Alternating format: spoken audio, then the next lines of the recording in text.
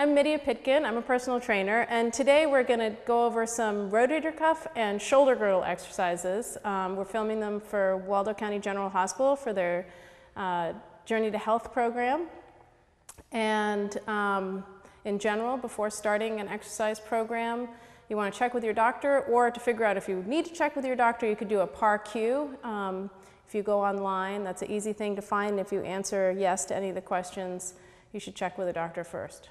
That said, these exercises are pretty low-key. I think you probably would be fine even if you didn't check with your doctor. But what these exercises are really good for is protecting against shoulder injury. So these are not so much about getting buff, but about keeping our shoulders injury-free. The shoulder joint is a ball and socket joint, but the socket portion of the ball and socket joint is about that shallow. That means we have a lot of range of motion in our shoulder. It also means there is less stability in the shoulder, so it's a little more vulnerable to injury than, say, like our hip joint, which is also a ball and socket joint, but that socket is a much deeper socket. So you may have heard of the rotator cuff. The rotator cuff are a set of 4 muscles that sort of act as ligaments, and they help to provide stability for the shoulder joint. I also referenced the shoulder girdle. The shoulder girdle is basically this sort of whole complex. Your shoulder really has more than one joint in a sense. There's a ball and socket joint here, but there's also your shoulder blade, and then this ball and socket joint attaches into your clavicle, which comes across and attaches here. This is actually the only bony attachment of this whole, your shoulder blades and arms to the rest of your skeleton. So strengthening up this whole area is an important thing to do, especially to prevent, you may have heard of impingement syndrome. If you have had a shoulder injury in the past, it's really good to keep these muscles nice and strong. So that's what we're going to be focusing on today.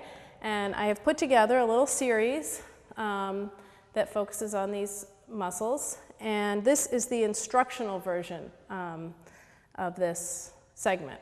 So the first exercise we're going to be doing is wall push-ups. There are many different levels that you can do wall push-ups at. So the first level is feet flat on the floor. You want your hands a little bit, I'm going to shift over because the wall sticks out here a little. You want your hands a little bit lower than shoulder height. People tend to put their hands at about this height when they're first doing them. You want to have your hands a little lower than maybe feels natural. Shoulders dropping away from your ears. You don't want to be up here, but shoulders nice and wide. And then and I'm leaning my weight into my hands. And then I lower down and exhale up, moving my body like a plank, like one piece. Lower down and exhale up. The next level up would be to come onto the balls of your feet so you have a little more weight leaned into the wall. Inhale down and exhale up.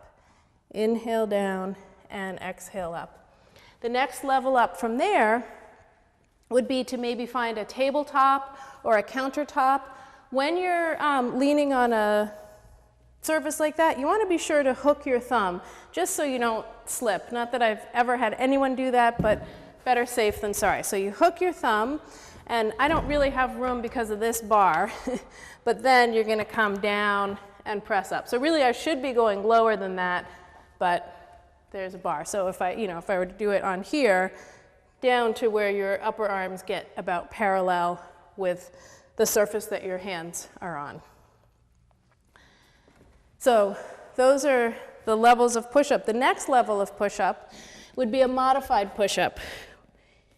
You can have padding under your knees, but you definitely want your feet towards the ceiling because that gets you a little bit ahead of your knees. And then there, you're just down and up.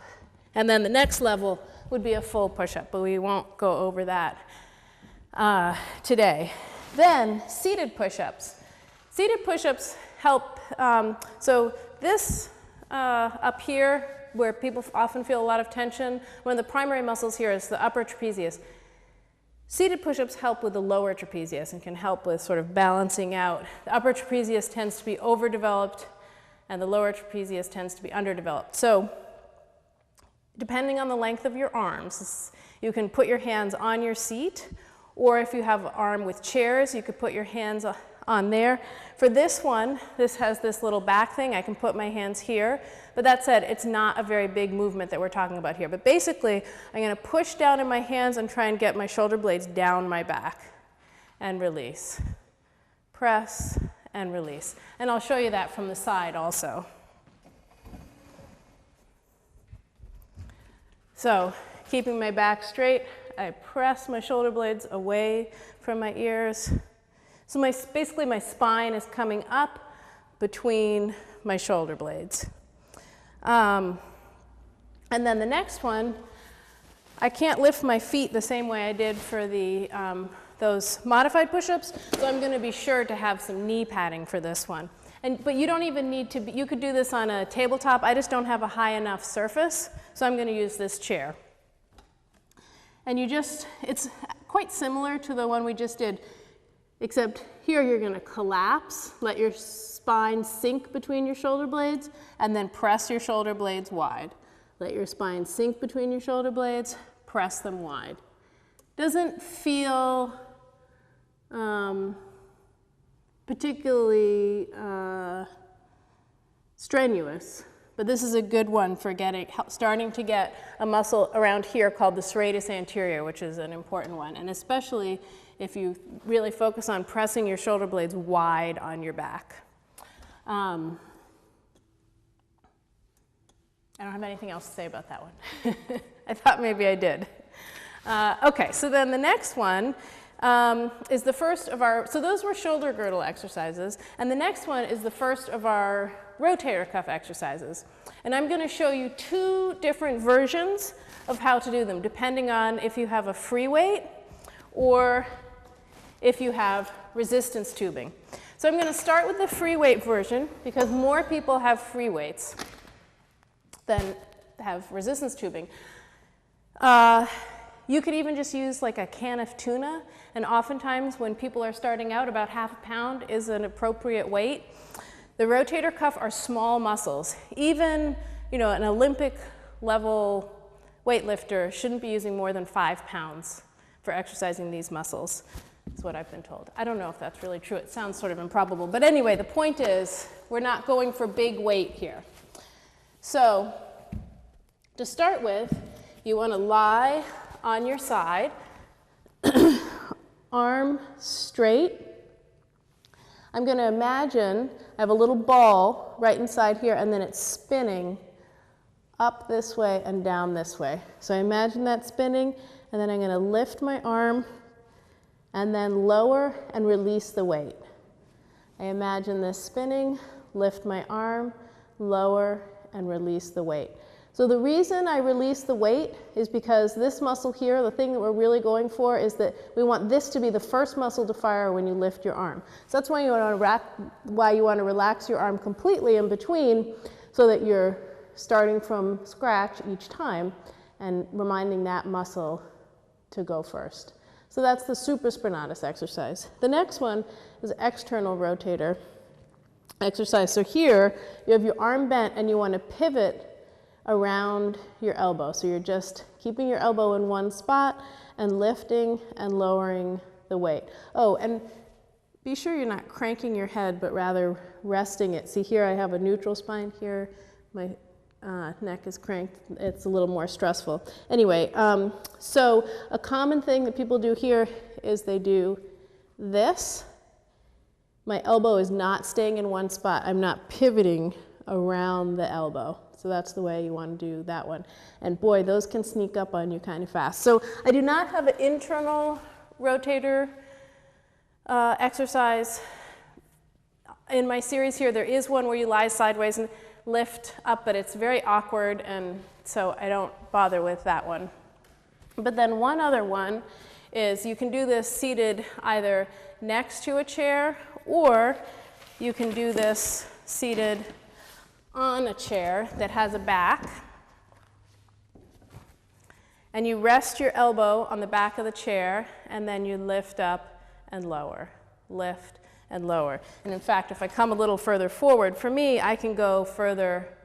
My range allows me to go lower. Everyone has very different ranges of motion here. And so again, I'm pivoting around the elbow, lower, and raise. Anytime you're weightlifting, you want to keep control of the weight. You don't want to just sort of let it flop down. You're very smoothly lifting and lowering. And for each of these, you want to work up to 15 repetitions and ideally doing 2 sets of each. And there's another segment of this that includes just where I talk much less and I just go through those, these exercises. So the other version, the other way to do these is with resistance tubing. Here we have this handy bar that we can wrap this around. If you're at home and you're using a doorknob, be sure that you wrap it around both doorknobs, because if you wrap it just around one, it can pull out of the door, and when you've got a rubber band pulling it, you end up with quite a slingshot there. So you do not want to do that. You want to be sure it's wrapped around both. Or maybe you have a ballet bar in your home and you can just use that. So this one, I'm just going to check what order I have these in on here. Okay, so in this one too, I start with the supraspinatus. Supraspinatus, that's the lifting one, that was straight arm lifting one we started with before. You do not need a ton of resistance for that. So I'm moving till I can just start to feel a little bit of pull from my resistance tube.